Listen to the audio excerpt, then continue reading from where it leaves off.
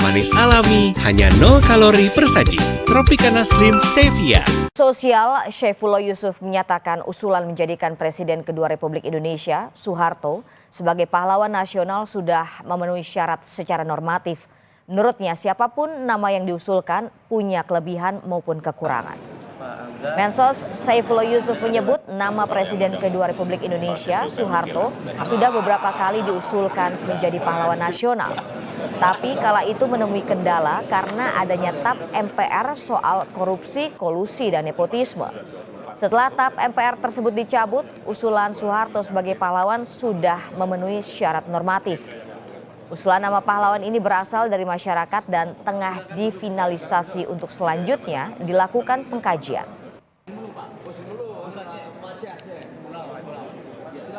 Memang yang diusulkan ini adalah manusia. Karena manusia juga tentu ada kurang dan lebih. Harto misalnya itu sudah berulang-ulang ya diusulkan. Atau sudah sejak tahun 2010 diusulkan. Ya, tapi masih ada kendala dan sekarang salah satu kendalanya itu kemarin soal TAP MPR-nya sudah dicabut. Jadi secara normatif ya yang kita lihat semuanya ini sedang difinalisasi.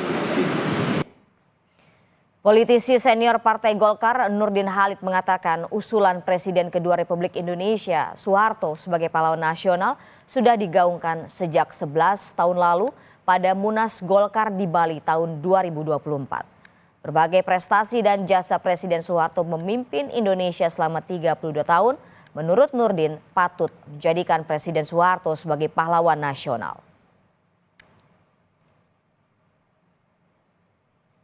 Ini banyak jasa Pak Harto yang harus kita hargai. Dan di tengah situasi pada saat itu ketika peralihan dari orde lama ke orde baru, kita tahu sendiri tantangan bangsa kita yang sangat luar biasa. Persoalan ada kelemahan. Mana sih pemimpin dunia yang tidak ada kelemahan di dunia ini ya? Seluruh pemimpin dunia pasti ada kelemahan. Pasti ada kesalahan. Nah, jadi memaafkan sebuah kesalahan terhadap pemimpin ada sebuah bukan sebuah kewajaran, harus wajib kita memaafkan. Apalagi kalau kesalahan itu tidak sebanding dengan jasa yang telah diciptakan.